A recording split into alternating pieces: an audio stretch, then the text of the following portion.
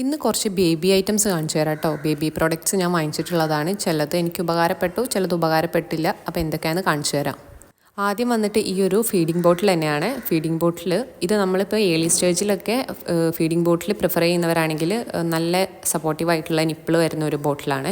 അതായത് നമ്മൾ normal breast feed ചെയ്യുമ്പം സക്ക് ചെയ്യുമ്പോൾ മാത്രമേ ആ മിൽക്ക് വരുള്ളൂ. അതേപോലെ തന്നെ ഉള്ളതാണ് ഈ ഒരു നിപ്പിളും. നമ്മൾ ബേബി സക്ക് ചെയ്യുന്ന സമയത്തേ മിൽക്ക് ഇതിലേക്ക് വരുള്ളൂ. അല്ലാതെ നോർമൽ ഒരു ബോട്ടിലാണെങ്കിൽ നമ്മളിത് കമിഴ്ത്തി വെക്കുന്ന സമയത്ത് അത് ലീക്കാവുന്ന ഒരു, അതായത് നിപ്പിളിൻ്റെ ഉള്ളിലൂടെ ഇങ്ങനെ ലീക്കായി വരും, ഡ്രോപ്പ് വരും. ഇതിന് ആ ഒരു പ്രശ്നമില്ല കേട്ടോ. നെക്സ്റ്റ് പ്രോഡക്റ്റ് ഞാൻ വാങ്ങിക്കാൻ കുറച്ച് ലേറ്റായിട്ടോ. അതെന്തുകൊണ്ടാണെന്ന് ഇപ്പോഴും എനിക്കറിയില്ല. കാരണം അത്രയും ഹെൽപ്ഫുൾ ആയിട്ടുള്ളൊരു പ്രോഡക്റ്റ് ആയിരുന്നു ഇത്. ഇതൊരുവിധം എല്ലാ മോംസിൻ്റെ കയ്യിലും ഉണ്ടാവും, അതായത് ന്യൂ മോംസിൻ്റെ കയ്യിലുണ്ടാവും. കാരണം 6 months മുതൽ സോളിഡ് സ്റ്റാർട്ട് ചെയ്യുമ്പം ഇത് ഭയങ്കര ഹെൽപ്ഫുള്ളാണ്.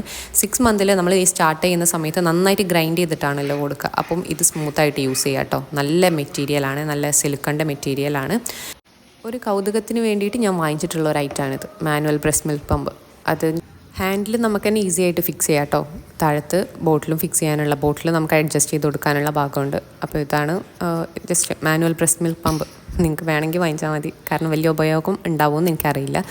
അടുത്തതായിട്ട്, അതായത് പാസിഫയർ ആണ് ഇത്. പാസിഫയർ ഞാൻ വാങ്ങിച്ചിട്ട് എനിക്ക് വലിയ ഉപകാരം ഉണ്ടായില്ല. കാരണം അത് കൊടുത്തപ്പോൾ ആൾ ഭയങ്കര ആക്റ്റീവായി എന്നല്ലാണ്ട് വേറെ വലിയ ഉപയോഗമൊന്നും ഇല്ല. ഇത് ഫ്രൂട്ട് നിബ്ലറാണ്. ഫ്രൂട്ട്സ് കാര്യങ്ങളൊക്കെ ഇട്ട് കൊടുക്കാൻ പറ്റിയ 1-2 പ്രാവശ്യം ആൾ ഭയങ്കര ഇൻട്രസ്റ്റോട് കൂടിയിട്ട് അതിൽ ഫ്രൂട്ട്സൊക്കെ കഴിച്ചു കേട്ടോ. ദെൻ അതിനുശേഷം വലിയ ഇൻട്രസ്റ്റ് കാണിച്ചില്ല. കയ്യിൽ പിടിച്ച് നടക്കാനായിരുന്നു ആൾ കുറച്ചുകൂടെ നോക്കിയിട്ടുണ്ടായിരുന്നത്. ലാസ്റ്റ് ആൻഡ് ഫൈനൽ ഐറ്റം വന്നിട്ട് നമ്മളെ ടീത്തറാണ്. അതായത് പല്ലൊക്കെ വരുന്ന സമയത്ത് ഇത് കൊടുത്തു കഴിഞ്ഞാൽ കുറച്ച് കളിച്ച് അതിലിങ്ങനെ കളിച്ചിരുന്നോളും.